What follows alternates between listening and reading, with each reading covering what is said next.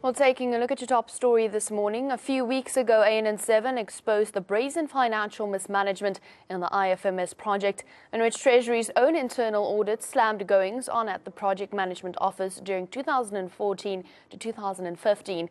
Today, we tell you the shocking and sleazy tale of alleged favoritism by the powers that be at the SETA and IMFS that allegedly handed out the software license contract to Oracle on a platter.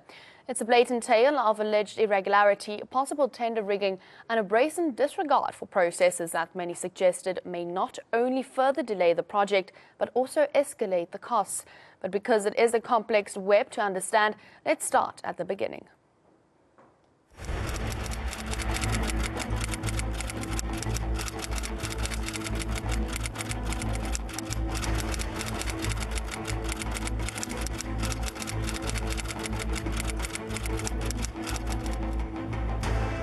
No sooner did Cabinet endorse changes to the IMFS solutions architecture in 2013, phones in SETA headquarters started ringing.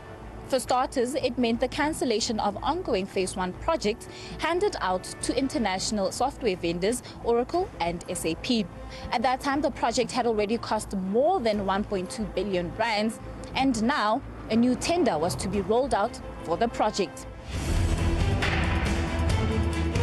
Two big international names, SAP and Oracle, both famous for their enterprise resource planning offerings, wanted to be in the race to bag the IMFS contract. Once the tender was issued, SAP submitted a bid along with a consortium of local service providers before the closing date of April 23, 2014, but Oracle did not. SAP partnered with local implementation partners and submitted a bid.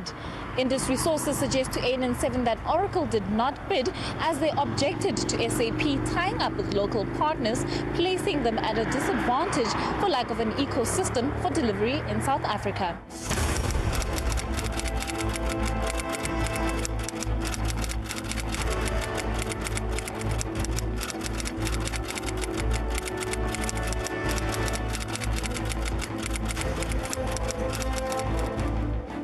In November 2014, just days before the bid for IMFS software and services was to be awarded, SETA strangely cancelled the tender, issuing a new one and stunning bidders.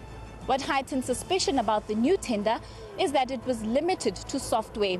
Industry players and small companies who bid for the first RFP saw red. At least 3 sources have confirmed to ANN7 that the new RFP was designed specifically to allow Oracle back into the fray and in a favorable position.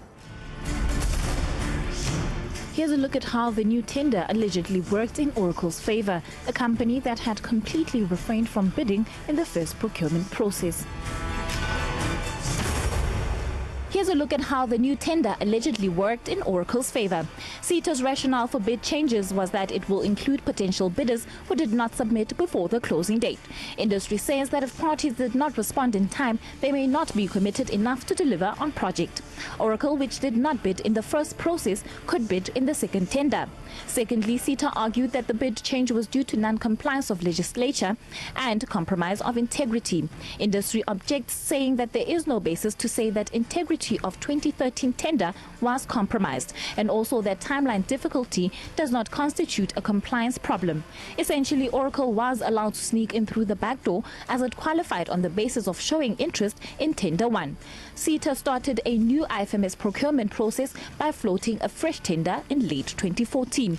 Industry objected, saying that it feared that the 2013 bid prices were leaked to competitors. Oracle could have tweaked its bid if it was privy to competitors' bid prices in Tender 1. Lastly, Tender 2 was for software only. Services such as customization, implementation were left out. Industry had 3 objections. 1, that the change was senseless as software cost is only a small component of an entire IMFS lifecycle. 2, additional costs for services may be added later, resulting in unquantified cost escalation. And 3, this completely blocked local SMMEs as it made software ownership necessary. It was great for Oracle, though, as the company got a foot in the door despite not having a service footprint in SA through local partners. Several experts suggest that nobody has a measure of the cost escalation this project and the award to Oracle may bring. They suspect that the cost overruns may be in billions. What has happened is that you've basically purchased the components of a motor car. Now you're expecting someone else to come in and start putting it all together. We believe that the software authors have the intellectual capital of their own product. So they should basically be pioneering and spearheading from a project management point of view the implementation cycles of these type of systems. It is not just possible bid manipulation and corruption that is worrying. ANN7 learned that several small players who were excluded from the second bid suffered major financial losses. A lot of technological resources are required to put together complex responses that is required in these type of systems. They're not simple off-the-shelf products like a Microsoft Word that you just install, plug and play. That doesn't take a lot of effort. However, when small players have to draft in these experts, that needs to be paid for, and then they are hoping to recoup that through the awarding of the tender.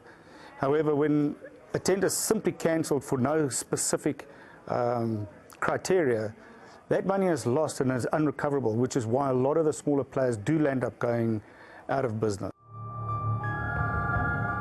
ANN7 has in its possession letters from at least 2 bidders in the process who wrote to CETA and the then Treasury General complaining about the botched up tender process and alleged corruption. But their pleas fell on deaf ears. On the face of it, the IMFS project and tender, it is a colossal fraud of monumental proportions. It is clearly astonishing that we could have National Treasury knowing what it knew in terms of the internal audit report, that the project management office had failed to achieve its objectives, that they could then go and procure the system from Oracle, as we now know, in an instance whereby it is clear that they could neither define or describe what they wanted to procure, and hence the risk of cost overruns that will be into billions and billions of rands in years to come. And clearly this contract, I just cannot see how it will stand in a court of law. I think when reviewed, it stands to be set aside.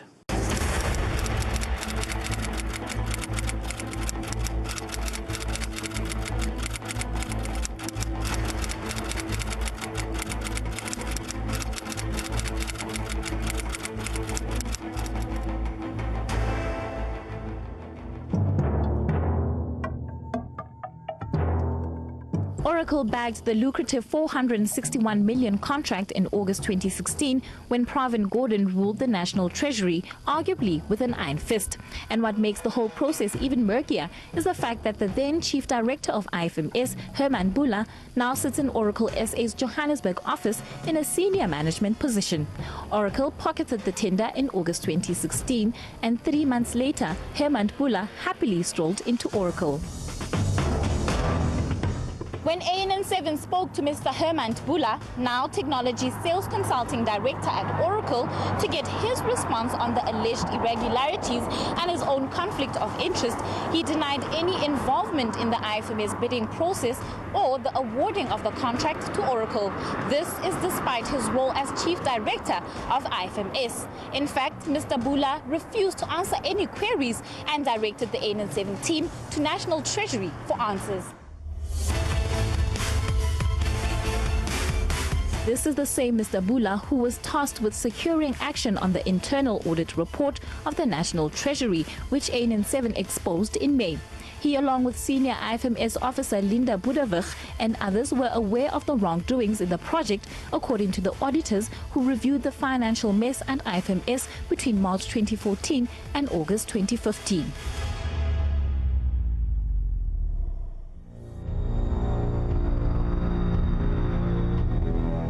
Even before the contract was awarded to Oracle in August 2016, at least one bidder wrote a letter to the then Treasury DG, Lungisa Fuzile, complaining of a serious breach of governance surrounding the conditional award of the IMFS tender, but got no response.